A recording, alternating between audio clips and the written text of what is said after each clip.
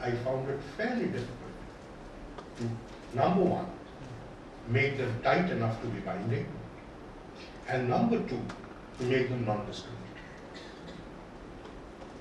And the danger is that when such looseness gets built in, the discrimination that will eventually arise will become palpable.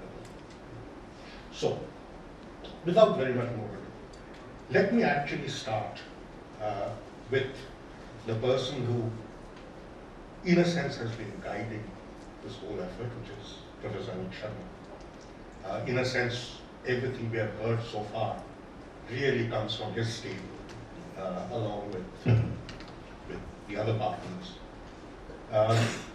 And presumably over this period, Professor Sharma has actually been guiding the process. And so, Professor Sharma, let me begin with you in terms of the process that you went through. I'm more than familiar with Watanatoro. In fact, for the birth plan, we interacted very, very closely with them. It's an incredible organization, it has incredible reach. But the experience that we had, and if there's anybody from Watanatoro out here, I will apologize. The problem that it has is that unless you make the terms of reference very specific, what comes out of the process that they undergo is usually fairly vague. And then you have to actually pin them down through further iterations. So, Professor Sharma, would you give us an overview of what happened and to what extent are you pleased with those results? You specialize in organization. No, I also work on somewhat labor market and employment. And already what happened to those efforts, Tanka has produced detail. So I'm afraid I should not speak on those things. It was a huge effort. We wrote up books.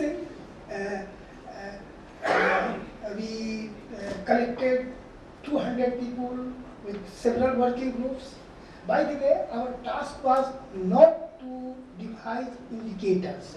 Indicators is your specialization in National Statistical Commission.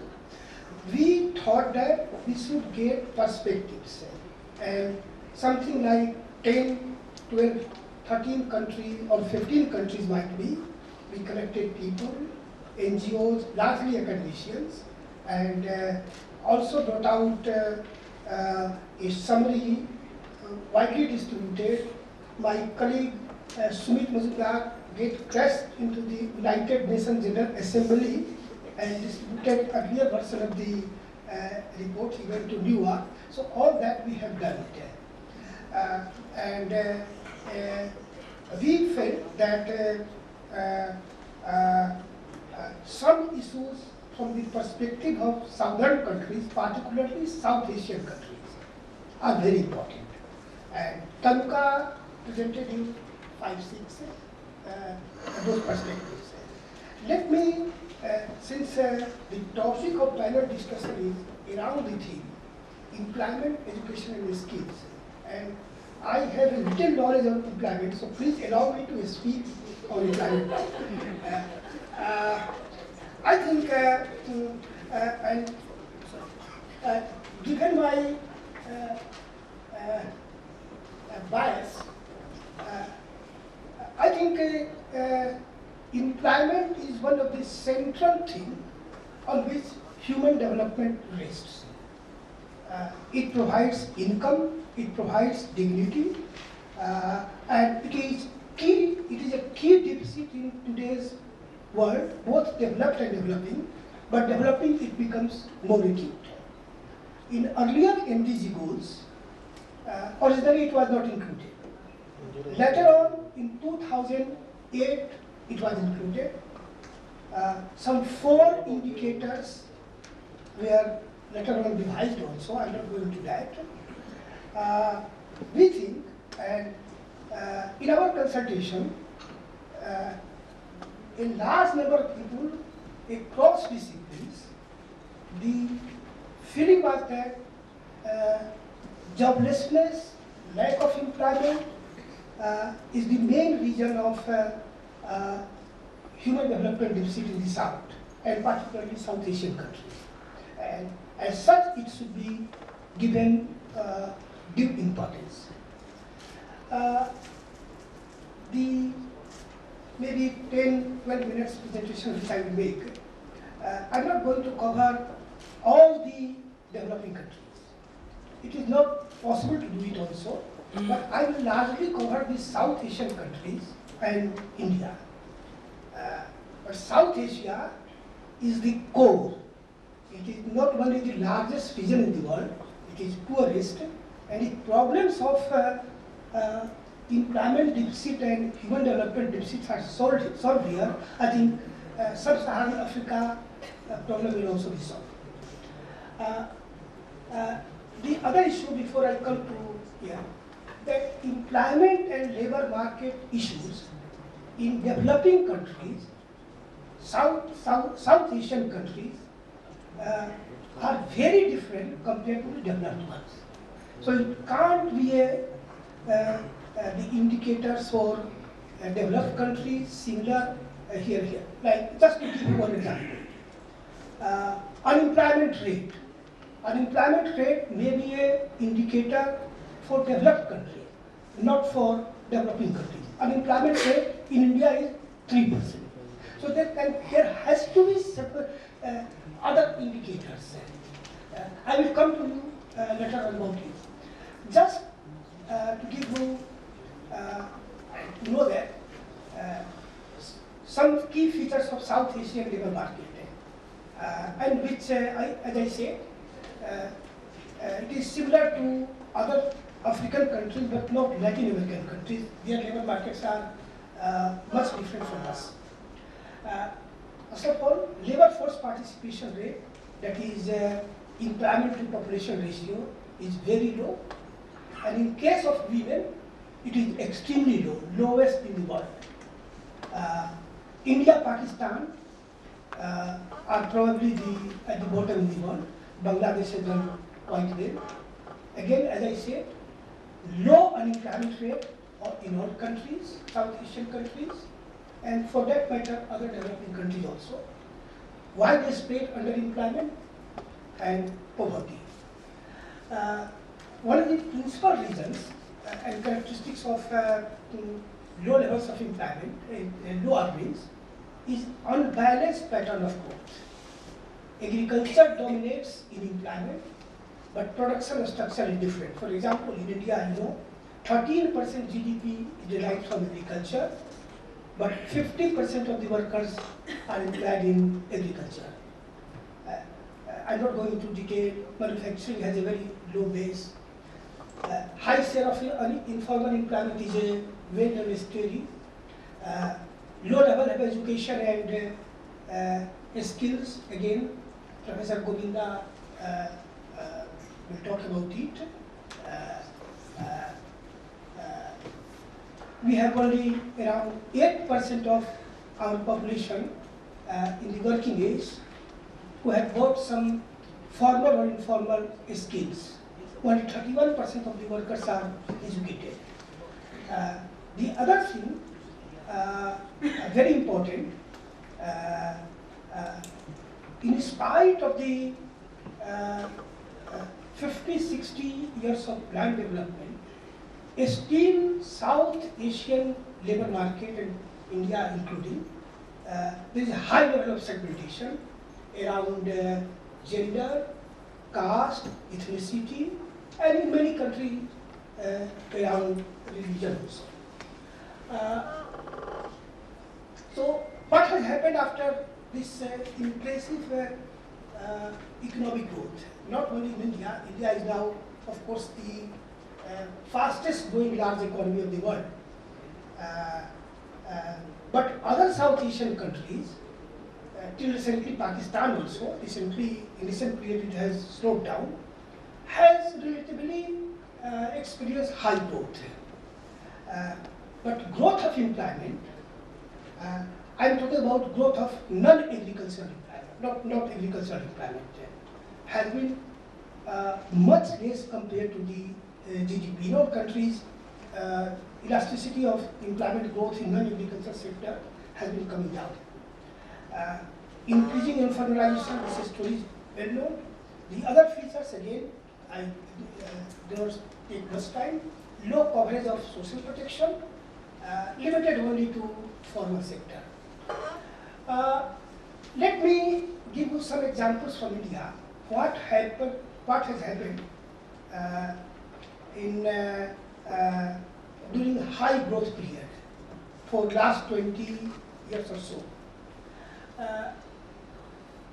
Needless to say that poverty has declined, but it's still very high. And we in ISP have calculated a figure that if you take poverty line, though poverty line now, what will happen, we do not know. But if it is equivalent to purchasing power parity $2, the poverty will be something like in India 11, 12, 55%. But this high growth has not translated into much improvement in employment conditions, although there have been modest improvements, no doubt. The other feature is slow transfer, and I consider it very important. Slow transfer of workers from agriculture to non-agriculture. A space for collective bargaining has shrunk. But the other important aspects, and Dr. Devrai had talked about it, but I consider it a very important threat to human margin. There will be much differences. Casual workers lowest, though during recent period casual workers wages have also risen. But in India and other South Asian countries also, there are some positive stories also, and some of which are very important, because in the midst of all that, we don't pay much attention to that. There has been increasing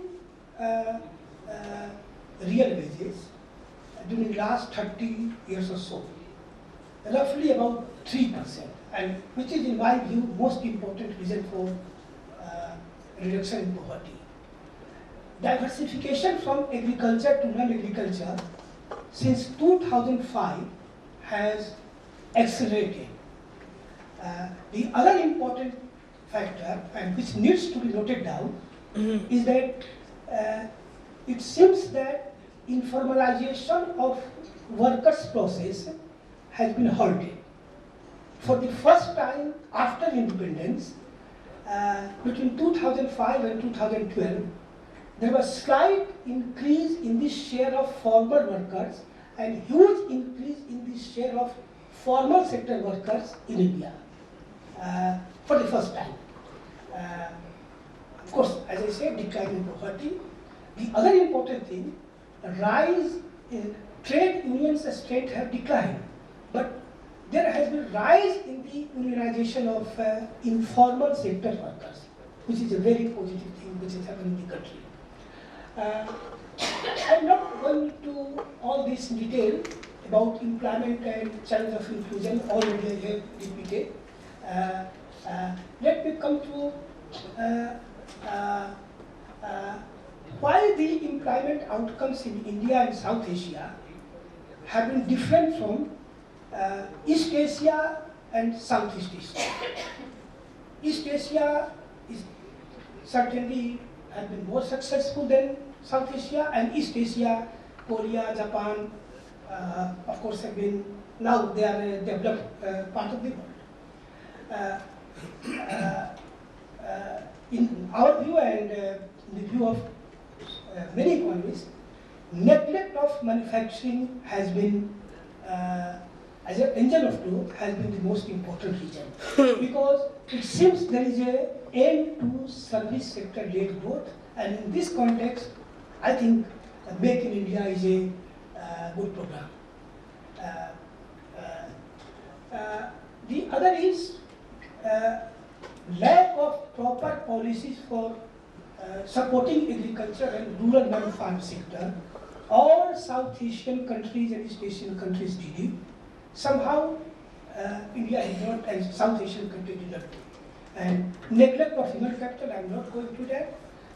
Dr. Govinda will elaborate.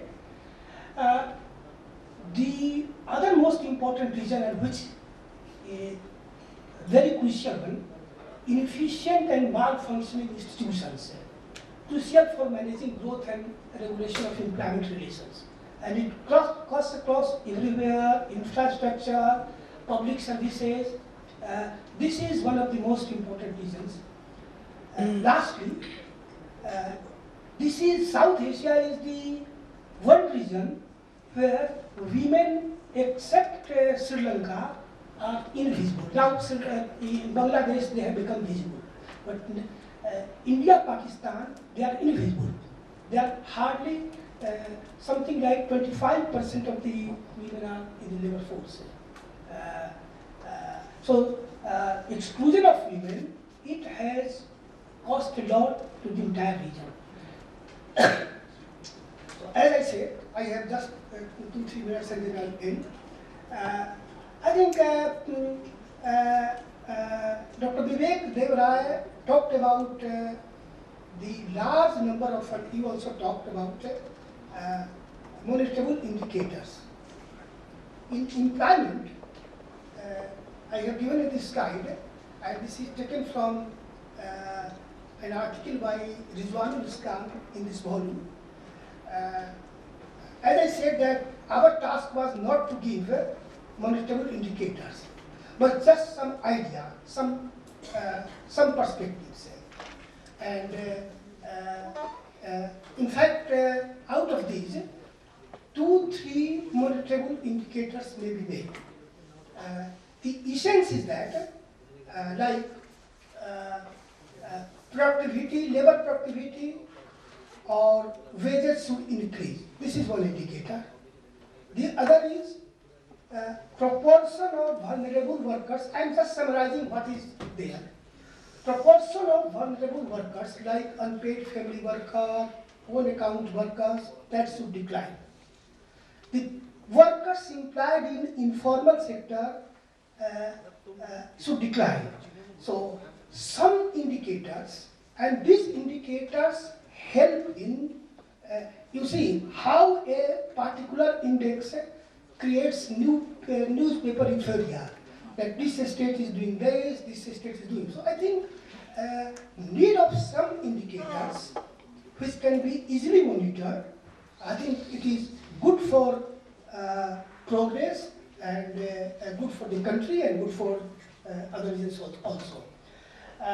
So I'm not going into all these things, the indicators. The other indicators can be kept: gender equality, reducing wage gap between male and female, proportion of women in good employment. So all these indicators, 3-4 monetizable can be made. So lastly, the future agenda. I think southern countries can achieve, including India, South Asia, achieve all that if employment is integrated with microeconomic policies. This capital is invested, this investment is being done. It should also have some employment targets. The other is, in the beginning I said about manufacturing and productivity growth economy-wise. I think constraint for that, you need to address the constraints of land, roads and all that, very well known. Improving institutions. The other thing, and which has not been paid much attention to India and South Asia, is working conditions, sanitation and all this, the poor working condition of the informal sector workers. That should somehow be taken into account. The other important challenge, and last MDG had vaguely talked about it, youth bulge, youth employment.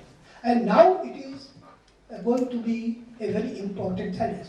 Something like 10 million people are joining workforce, 10 million every year. Just putting them into, and all of them are in school now, all kids. Even 50% of them pass 10th or 12th. Just imagine how many schools, how many colleges, how many skill development institutions you need, and creating jobs. The other important challenge is they are not going to work in agriculture after passing 10th. We have hardly land. South Asia is a land scarce country except some parts. So you have to create quality jobs for, in India, 10 million people every year. And managing this, creating jobs, I think this is going to be huge challenge. I think and education has to play a critical role. But the other thing which I am saying, quantitative expansion of education is not good enough. Providing quality education is a bigger challenge than skills. In my view, if employment is there, probably skills on job training can be done. But quality education is a difficult one, which I hope Dr. Govinda will address. Thank you very much. Thank you. I think all of us have read Alan's presentation, and hopefully we've all internalized it. But this particular panel discussion is really about the perspectives from the South to inform the discussions on the SDGs, on the issue of employment, education, and skill development. Okay? Now, think of what Alan has just said. You can actually break them up into two very unequal parts. One part which is very specific to the country, which is something that needs to be addressed to the local governments, to our governments. The other part, which is the smaller part, is what you need to be able to project at the global level so that our local, the international fora cannot become a substitute for the national forum. And it should not be. And we need to keep this very distinct in our minds. You know, we have accused, for instance, I mean, it's there in the write-up, which says that the MDGs were North-led and imposed on the South. And now we want to bring our voice into it. The point is, you don't want to get into a situation where the South-led becomes as dogmatic as what we said was North-led. And I'm afraid we may be getting there. And so that's what we really need to discuss. So let me then actually turn, I'll come to you a little later, but to Professor Govinda, that supposing you were looking at the issue of skills from the perspective of somebody who was used to the labor market and the skill development process in the Western countries, you'd have a particular view of the skills. Looking at it from our perspective, from the perspective of the South, how would your views be different? And what is it that we must look out for in terms of what is going to come in the larger discussion, and what is the position